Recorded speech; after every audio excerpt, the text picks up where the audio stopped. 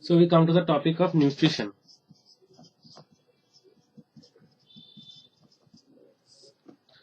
Nutrition is defined as the science of food and its relationship with health. Science of food and its relation with health.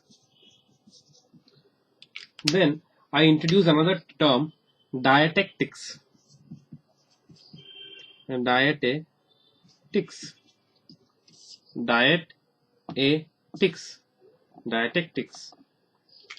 What is this? This is the practical application of the principles of nutrition. Practical application of principles of nutrition. Then I come to the I'll introduce two terms which I am sure you have heard: green revolution and white revolution.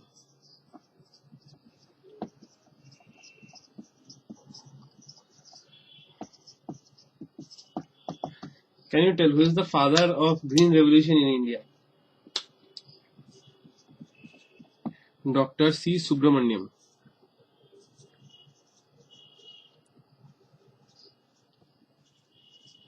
And who is the father of white revolution in India? Dr. Varghese Kurian.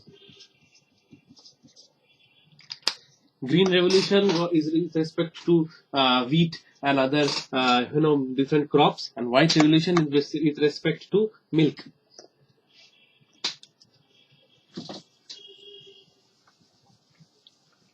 Next,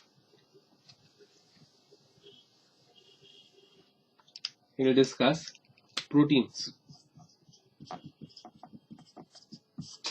Now, proteins, the word protein by derivation means that which is first of importance. Pro means what? First. So the term protein, from the word pro, it means first. So obviously it means that they are very important. From the name only we can know that they are very important. Now there are 20 essential, there are 20 amino acids, of which 9 are called essential. Why they are called essential? Because the body cannot synthesize them in amounts corresponding to their needs. Okay, so what are the essential amino acids? L square I V T P M. Lysine, leucine, isoleucine, valine, tryptophan, phenylalanine, methionine. So these are the essential amino acids. L square I VTP. Next, what are the proteins essential for newborns and premature babies? Cysteine and tyrosine. Now, how will you know when is a protein called biologically complete?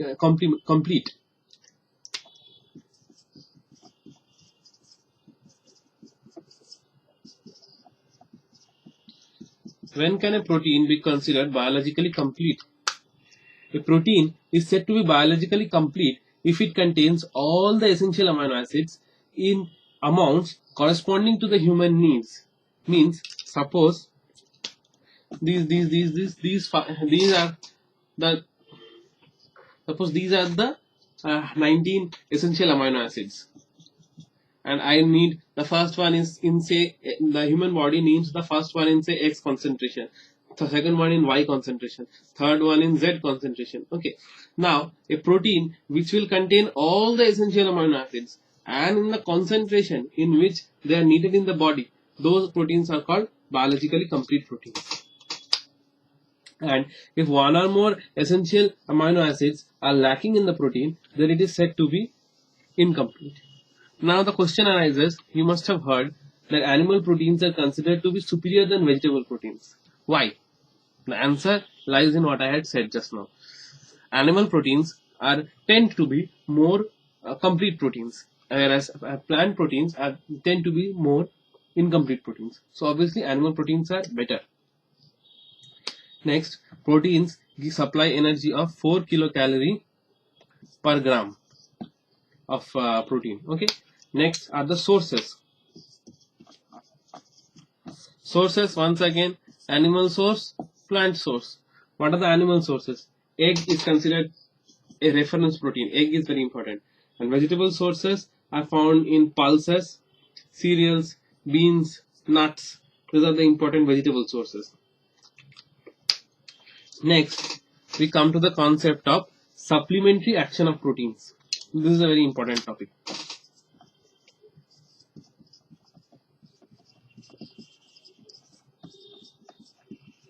What is supplementary action of proteins? Cereals are found to be deficient in lysine and threonine.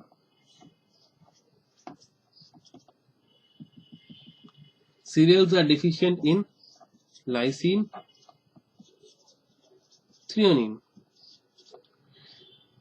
whereas pulse proteins are deficient in methionine. Pulses are deficient in methionine. Okay, so these are the known limiting amino acids of these food materials. So cereals are deficient in lysine and threonine, and pulses are deficient in methionine. Now, in India, all over India, we eat rice and dal together. When we eat rice and dal, rice is what? Rice is basically a cereal. Dal is what? Dal is basically a pulse. So when you eat rice and dal together, you basically obtain high grade protein. Why? Because of the supplementary action of proteins. Means what? It means that the methionine which is deficient in dal, we get it from the rice, whereas the lysine and threonine which are deficient in the rice, we get it from the dal. So rice and dal is a very good combination to eat. So that is the reason why people we tend to eat rice and dal. Next is how will you evaluate proteins? Proteins can be evaluated on two fronts. They're quantitatively as well as qualitatively. Now, for qualitative evaluation, there are two types: net protein utilization and biological value. And for quantitative, there is protein energy ratio. So, how will you evaluate quality and quantity? When I say quality, I say net protein utilization, which says nitrogen retained by the body by nitrogen intake into 100. Net protein utilization means, suppose we take a food and we eat say 100 nitrogen molecules. By example, we are eating 100 nitrogen molecules, and say 60 nitrogen molecules are retained and 40 come out in the stool. So 60 by 100 into 60, that is 60% is the net protein utilization. So this is a measure of the qualitative measure of the protein. Another formula for net protein utilization is biological value into digestibility coefficient by 100. I'll explain it later on. So these are the two formulae for net protein utilization. So on an average, the net protein utilization of Indian diets lies between 50 to 80%. Next is protein quantity. Protein quantity can be expressed by the protein energy ratio, PE ratio. Here what is happening? Energy from the protein by total energy from the diet into 100 means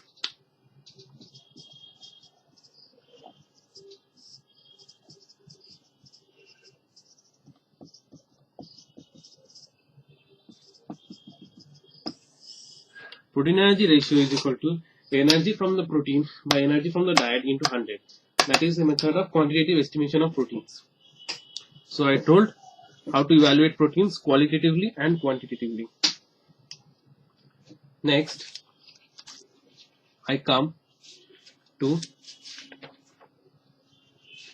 carbohydrates. Okay, fats.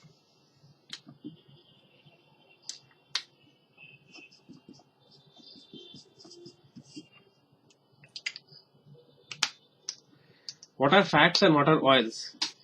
Fat is basically solid at 20 degrees centigrade.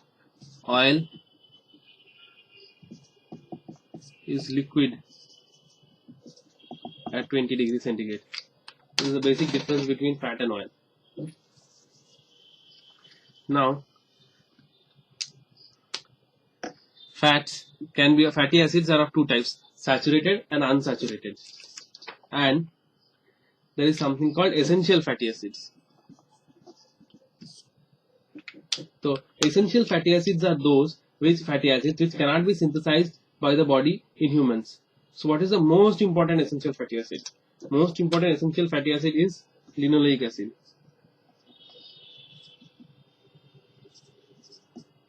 Okay, linoleic acid. What is the dietary source? The dietary source is safflower oil.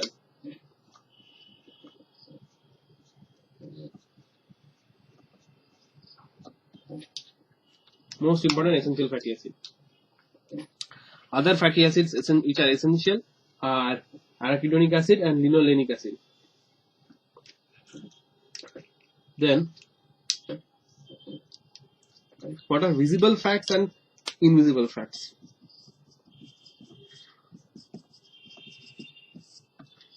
Fats which are visible fats are those that are separated from their natural source. Example, ghee from milk, cooking oils from seeds and nuts. So it is very easy to estimate their quantity. And whereas invisible fats are those fats which are not visible basically. We never consider them only, but they are also fats. Like, they are present in almost every article of food, like cereals, pulses, milk, eggs. So these are invisible fats. Next,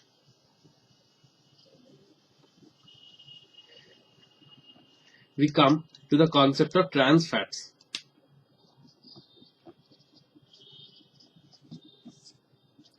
Trans fats are geometrical isomers of the cis unsaturated fatty acids.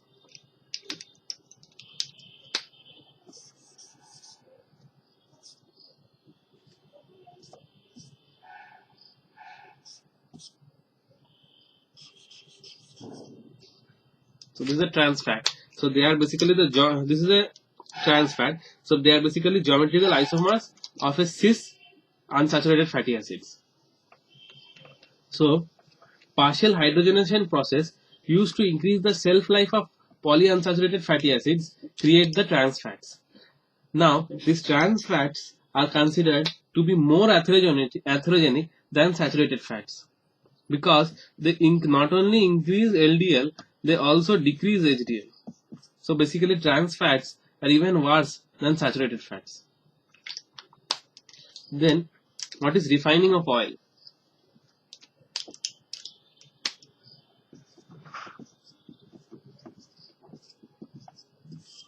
Refining is usually done by treatment with steam, alkali, etc. So what is refining basically? Refining or refining is in refining and deodorization of the raw oils is done mainly to remove the free fatty acids and rancid materials. So what they are doing? We remove the free fatty acids and rancid substances. So in refined oil, we remove the free fatty acids and rancid substances. But we should remember that refining does not bring about any change in the unsaturated fatty acids. Unsaturated fatty acid content of the oil means, if one oil contains a mixture of unsaturated fatty acid and saturated fatty acid, after refining also, the ratio of the unsaturated and the saturated will remain constant. They will not have any effect on the unsaturated content of the fatty acid. They just improve the quality and the taste of the oil. That is refined oil. Next, what is phrenoderma?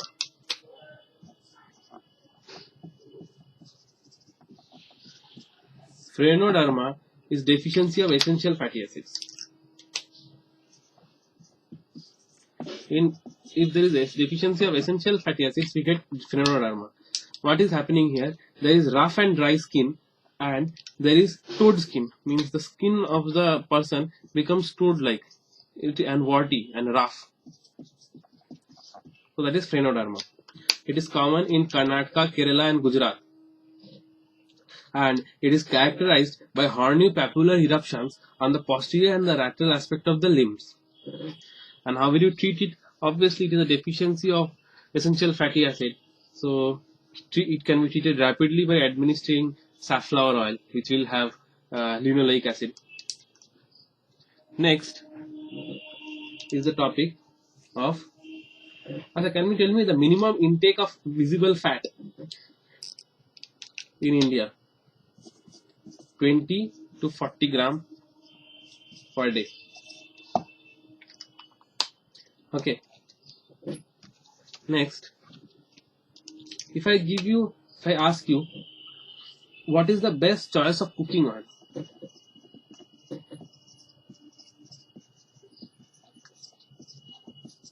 What will you tell me? Best way to choose cooking oil is number 1, use combination.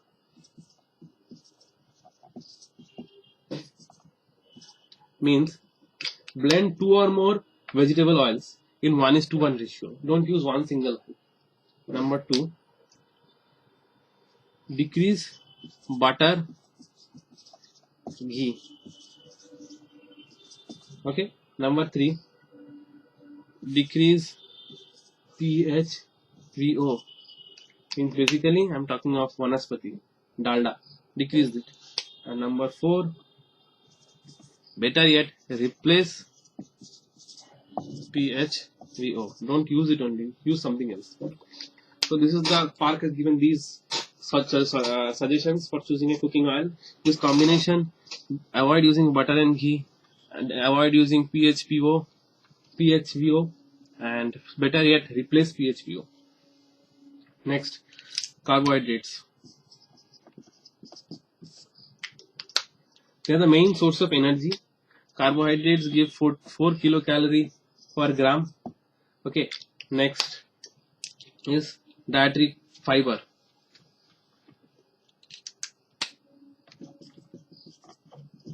Now, what are dietary fibers?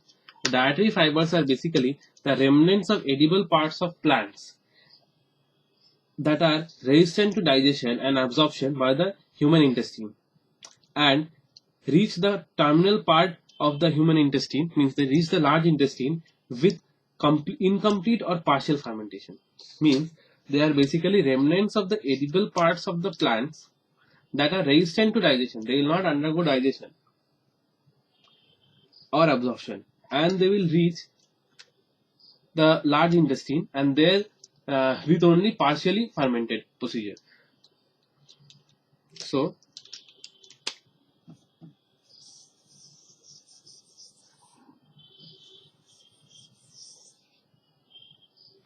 they will go through the entire gut, and they will reach the large intestine in a partially fermented state. They will not undergo any absorption or any digestion on the way.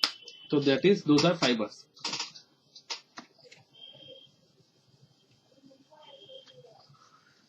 Answer. Animal foods as a rule do not contain any fiber. Why we should eat fiber? Because fibers reduced coronary heart disease, coronary artery disease. Okay, and the mechanism of action is considered to be the binding of bile acids, bile salts, and preventing its reabsorption, and thus reducing the cholesterol level. They basically bind with bile salts, so decrease cholesterol. They bind to bile salts and prevents its reabsorption, thus reducing the cholesterol level in the circulation. Spark has also given most effective way for reducing the blood glucose and cholesterol level. Most effective way to decrease blood glucose and cholesterol.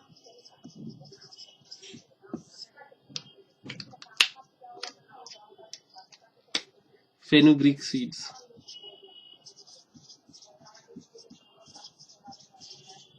They contain 40% fibers, and they are the most effective way to decrease blood glucose and cholesterol.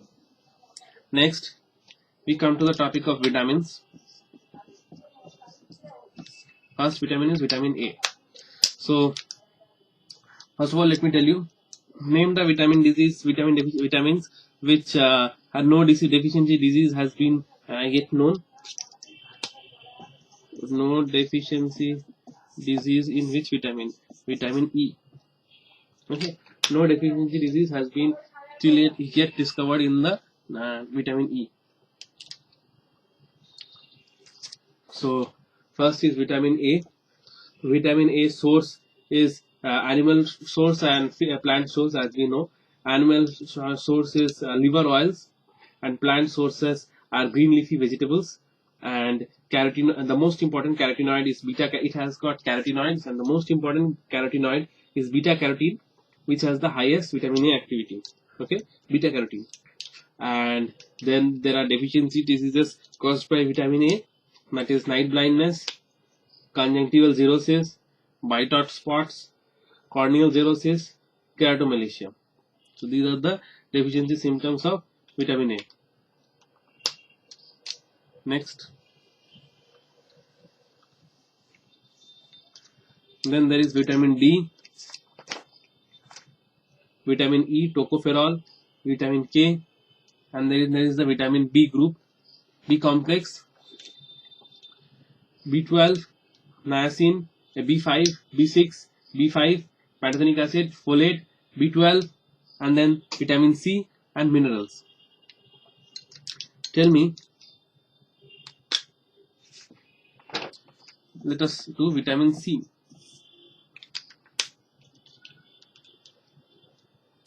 Which are the species? Tell me, which are the species which require vitamin C? Man, monkey, guinea pig. They are the only animals which have been known to require vitamin C. Why vitamin C is needed? Because it is an antioxidant. Vitamin C, by reducing ferric to ferrous, facilitates the absorption of iron. So basically, it should be taken along with iron for anemia.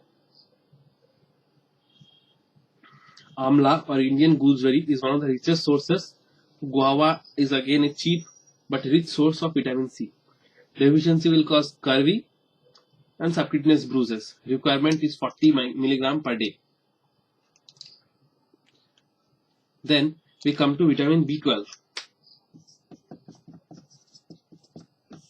B12 is an organometallic compound with a cobalt atom. So it is called cyanocobalamin. B12 is not found in vegetable source. It has got only synthesized by bacteria in the colon. And it has got liver is animal source. Liver is the main source. Okay. Deficiency will cause megaloblastic anemia, demyelinating lesions in the spinal cord, and infertility. And then in normal adults, the required dose is 1 microgram per day. Pregnancy, it is 1.2 microgram per day. Lactation is 1.5 microgram per day.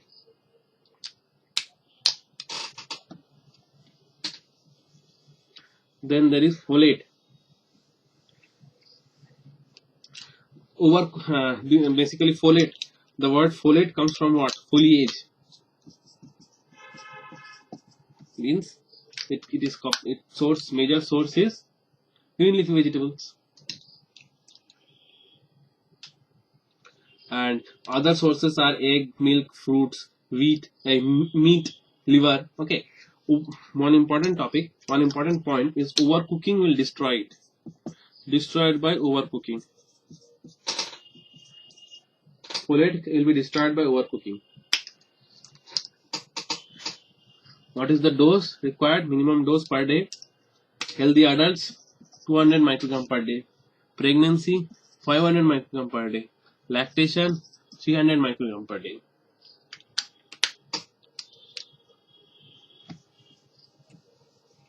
Then there is vitamin B6, pyridoxine.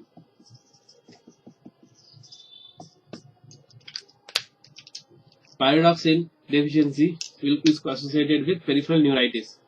So it is INH, an antitubercular drug, you know INH, is an antagonist of this B6. So patients receiving INH should be given supplement of pyridoxine. Otherwise, they will also develop peripheral neuritis. Why they will develop? Because B6 deficiency causes peripheral neuritis. Next is B3, niacin.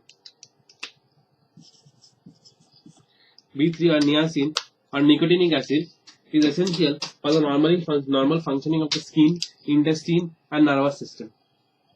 It causes deficiency, causes 3D, dermatitis, diarrhea, dementia. And daily required dose is 6 mg per 1000 kilocalorie of energy intake. Next is B2 or riboflavin. What is the deficiency disease? Angular stomatitis.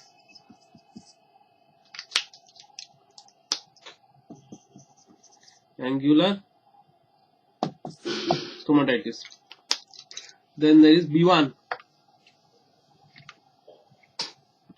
or thiamine.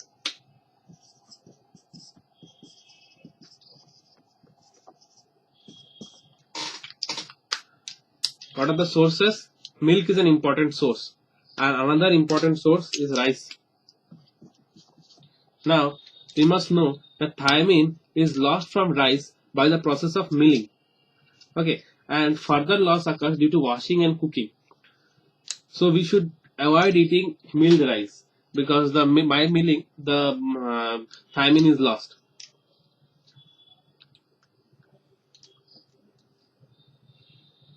Deficiency will cause beriberi.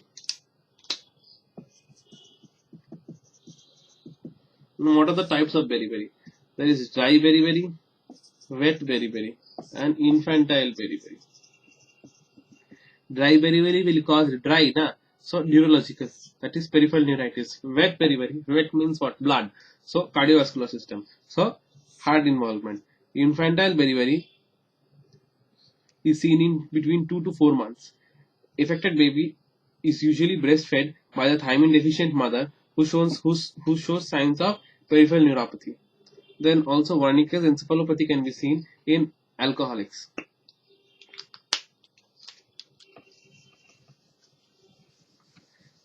Then we come to vitamin K. Vitamin K, 3 types are there: K1, K2, K3.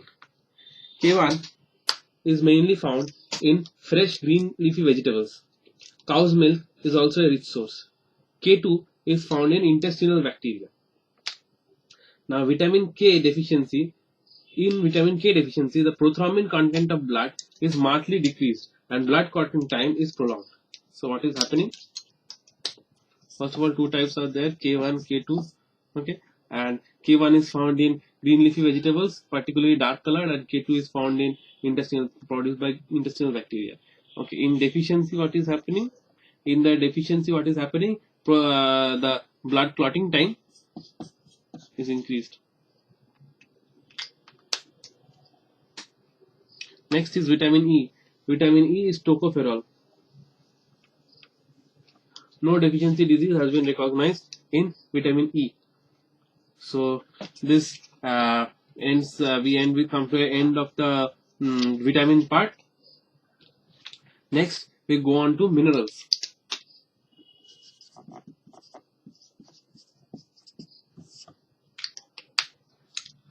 What are the minerals? Can be major, trace, and trace contaminants.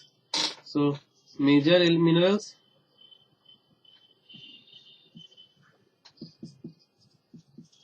both are trace. What is the difference then? This is trace elements and this is trace contaminants. Major elements, trace contaminants. What are the major elements? Phosphorus, sodium, potassium, magnesium. What are trace elements?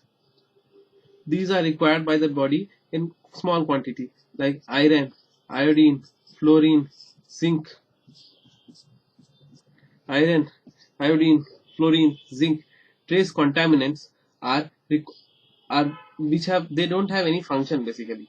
So what are them? They lead, barium, boron, mercury, aluminium. These are the trace contaminants.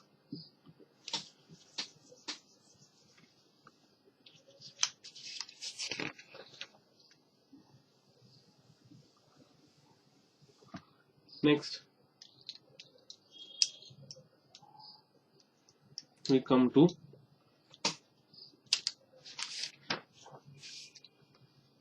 iodine.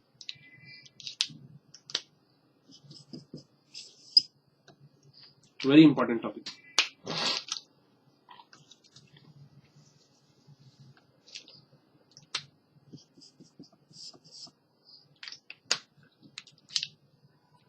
Blood level. The adult human body contains about 50 milligrams of iodine. Okay, adult human body has got 50 milligrams of iodine, and the blood level is about 8 to 12 micrograms per deciliter. Then what are the sources? Source is seafood, cod liver oil. Seafood, cod liver oil. Next, what are goitrogens?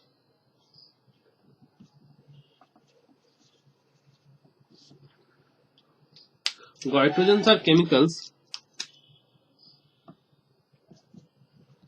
What are goitrogens? Are chemicals that cause goiter basically. Chemicals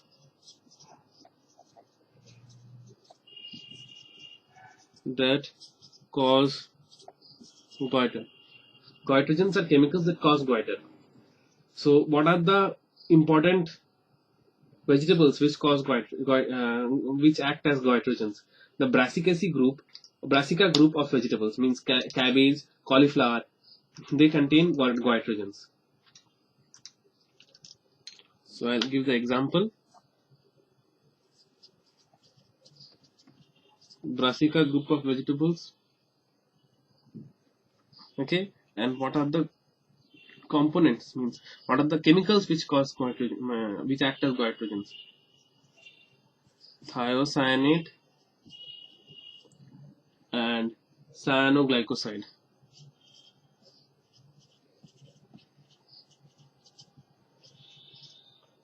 What are the chemicals that cause goiter? Thiocyanate, cyanoglycoside. Next, we come to the spectrum of iodine deficiency disorders.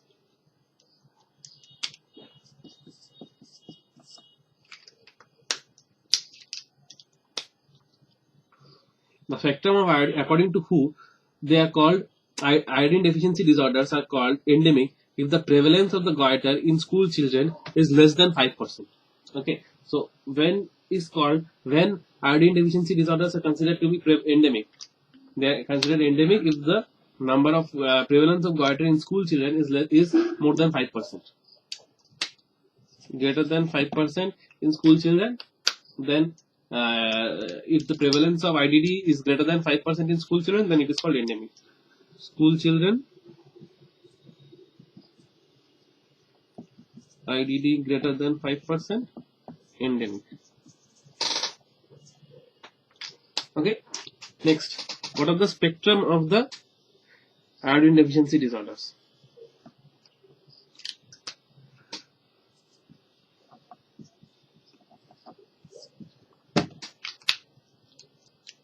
They are goiter, grade 1, grade 2, grade 3, multinodular. Okay, then hypothyroid. Okay, then there is strabismus, means squint. Then there is nystagmus, spasticity, neuromuscular weakness, cretinism, intrauterine death. So these are the spectrum. Also other things are there like decreased intelligence,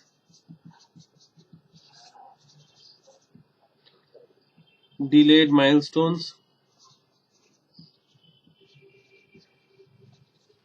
So what is the spectrum?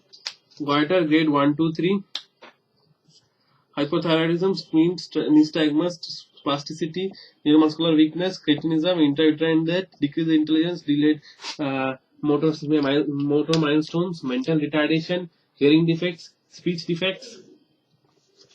So this is the spectrum of iodine deficiency disorders. Next, what is the daily requirement in adults?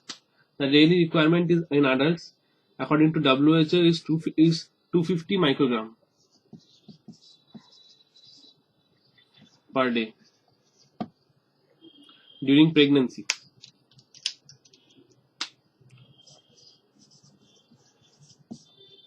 So the recommendation of WHO of is 250 microgram per day during pregnancy, and normal adults is what?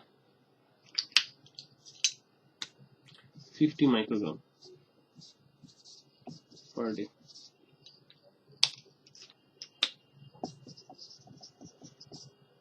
This is the normal requirement of iodine per day.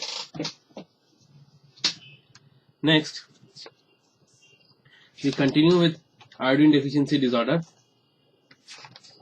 and talk about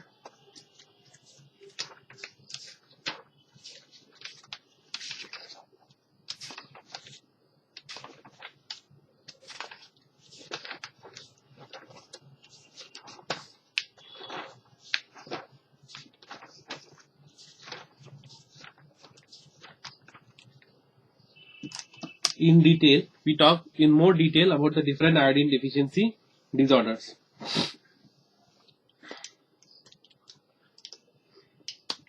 First tell me, world's largest goiter belt is where? World's largest goiter belt is in Himalayas. Himalayan goiter belt is the world's largest goiter belt. It extends for 2,400 kilometers from Kashmir to Naga Hills in the east. Next, how to control goiter?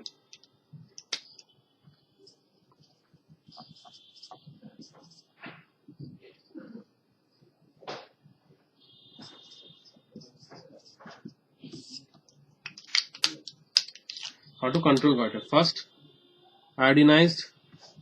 I stands for iodinized. This is I, not one. Iodinized salt.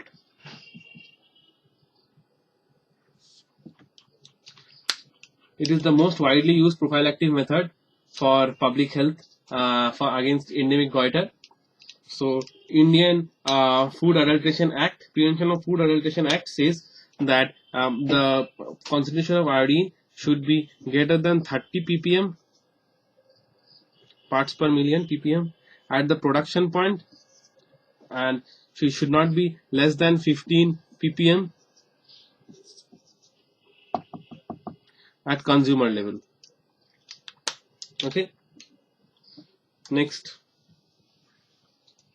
is 2-in-1 salt.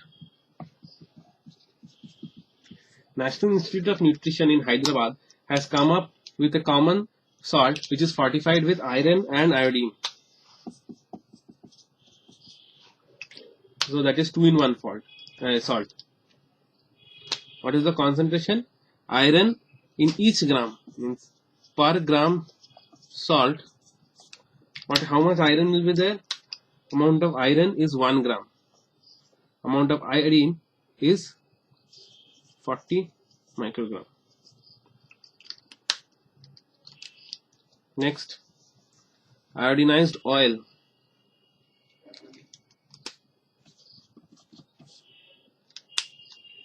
Here what we are doing, we are giving intramuscular injection of iodinized oil.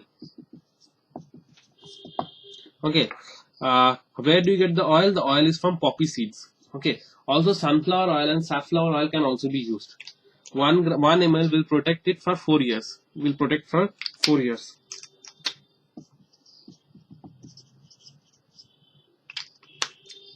It is expensive, but it can be applied rapidly. Then there is oil. This was oil injection. Then there is oil oral.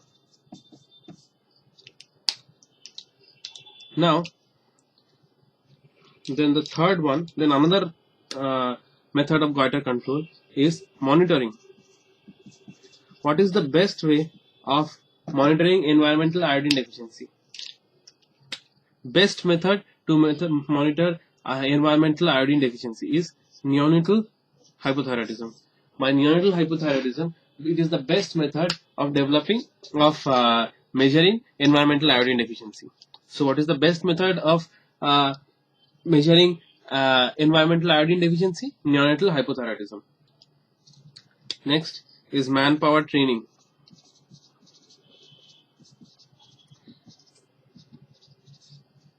It is vital for this is very vital for the success of the program, that health workers and others are engaged in the program to be fully trained in all aspects of goiter control, including legal enforcement and public education.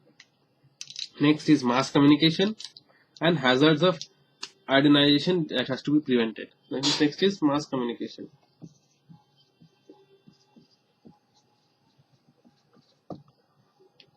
So that brings us to the end of the topic of iodine.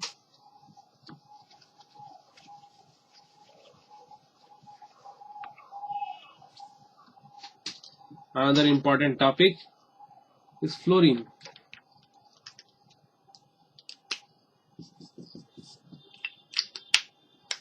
What are the diseases caused by fluorine? Dental fluorosis, skeletal fluorosis, genu valgum,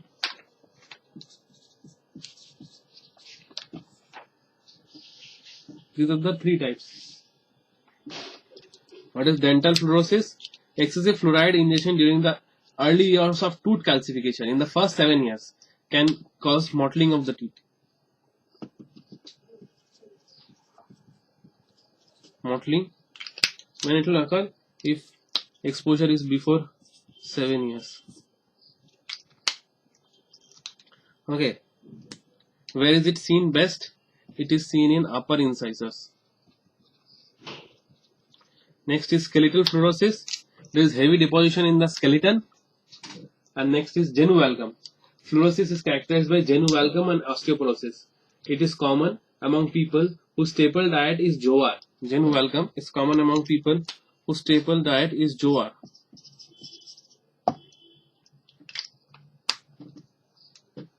How can you prevent it? How can you prevent fluorosis? By changing the water source by Nalgonda technique.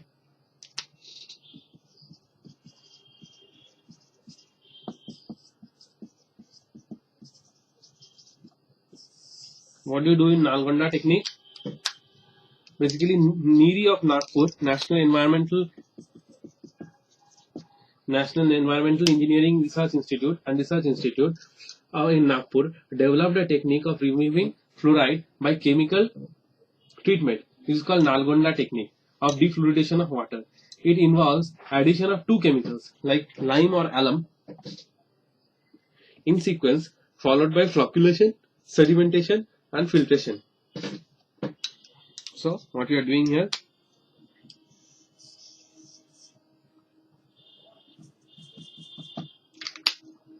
what do we add? Alum, lime. Then we do flocculation, sedimentation,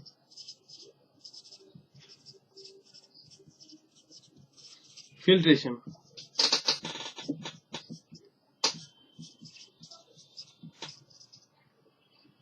This is Nalgonda technique. Now how do you remember? It can get quite confusing, na? Which is first and which is later. Remember, F, it is like a sandwich. S is sandwiched between two FSF. Flocculation, sedimentation, filtration. You add alum and lime, then you do flocculation, then you do sedimentation, then you do filtration. That is Nalgonda technique.